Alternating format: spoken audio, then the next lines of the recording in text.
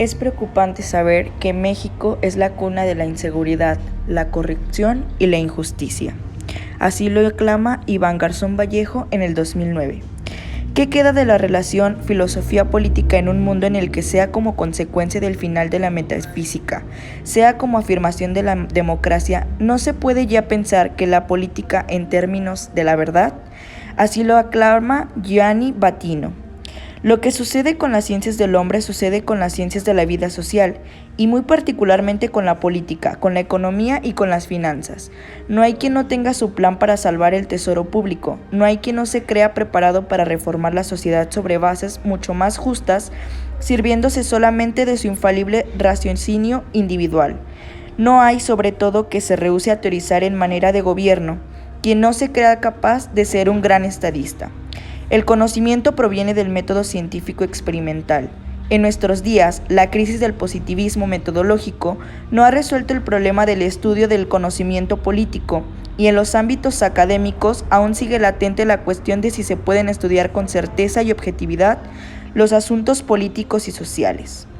Ahora, como pregunta, ¿existe una verdad en los asuntos políticos?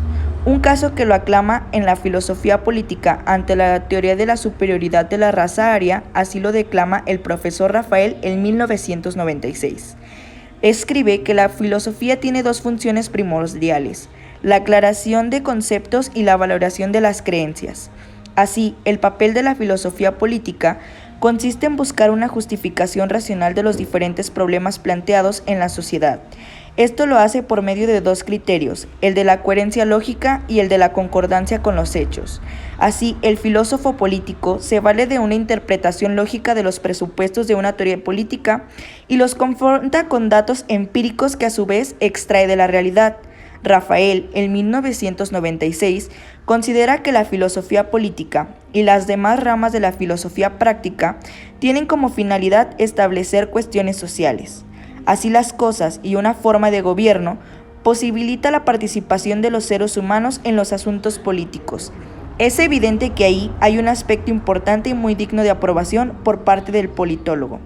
Mientras que si una ideología política supone y conlleva por datos históricos fidedignos la muerte de millones de seres humanos inocentes, evidentemente tal doctrina merece el repudio del politólogo, puesto que por esa vía no será posible la realización del bien común, objetivo de la política. Pero además, ello conllevaría que se difuminen los criterios de la distinción amigo-enemigo que son característicos del fenómeno político. Schmidt, 2002.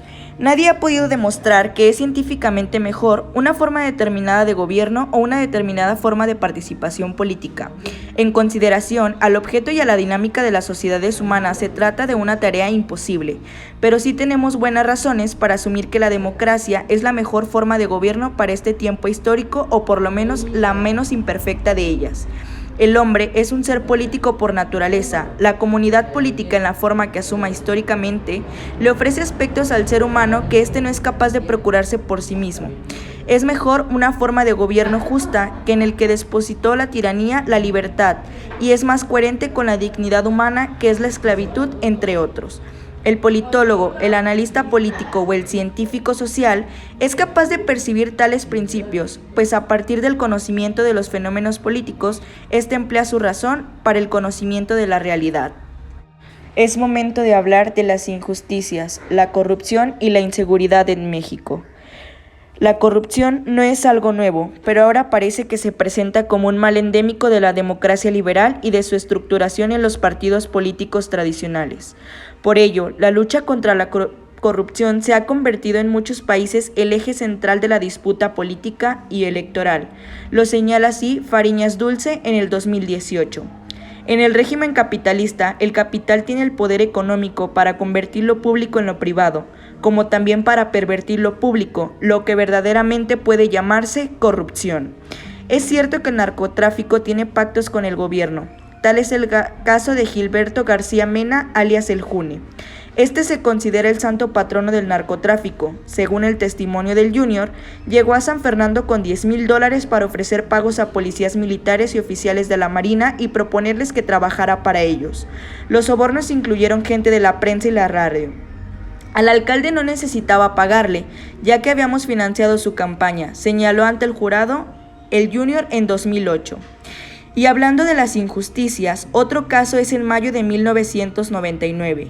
Un exteniente de la Policía Municipal de Juárez, Martín Salvador de Arce, había denunciado al comandante Navarrete ante la Procuraduría de la República por proteger al tráfico de drogas en Ciudad Juárez.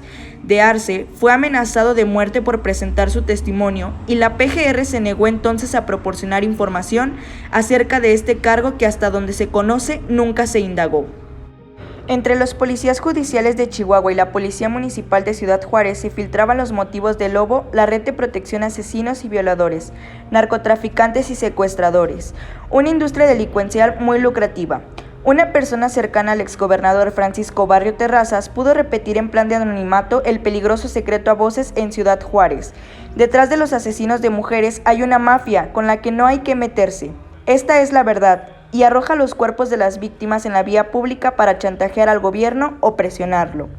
El testimonio indica que aquel gobierno habría pactado con la mafia. Necesitamos acabar con la delincuencia y el crimen organizado.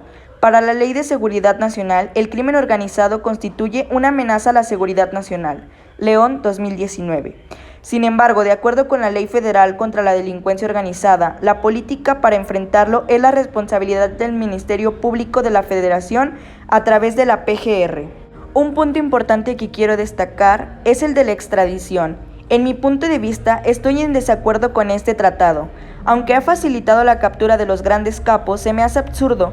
¿Cómo México no puede tener la capacidad de castigar como se merece a un delincuente? Sí, estoy de acuerdo que el delito comete e involucra a dos países, pero no deja de radicar en México y de igual forma Estados Unidos, siendo una potencia mundial y un país de primer mundo, ¿no tiene la capacidad de regir sus normas sobre los delitos cometidos?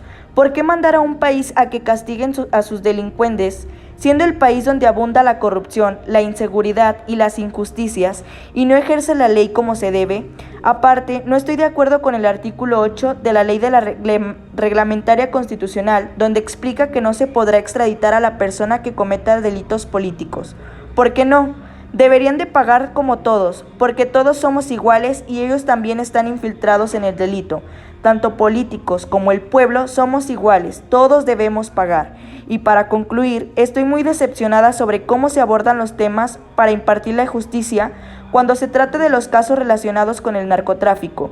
Y el gobierno hace caso omiso, sobre todo todos aquellos reporteros y periodistas que mueren por hacer su trabajo y realizar sus investigaciones, y el gobierno hace esas situaciones obsoletas.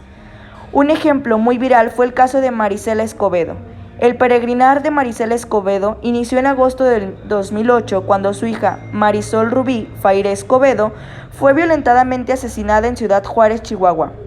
El feminicida fue de la propia pareja de Rubí, Sergio Rafael Berraza, quien después de tiempo se supo que pertenecía al cártel de los Zetas, y así como el caso de Marisela, hay millones de casos que el gobierno no les da seguimiento, por tratarse del crimen organizado y el narcotráfico. Tristemente, diario mueren miles de mujeres asesinadas y pocas veces se hace justicia. El delincuente es libre hasta que se demuestre lo contrario.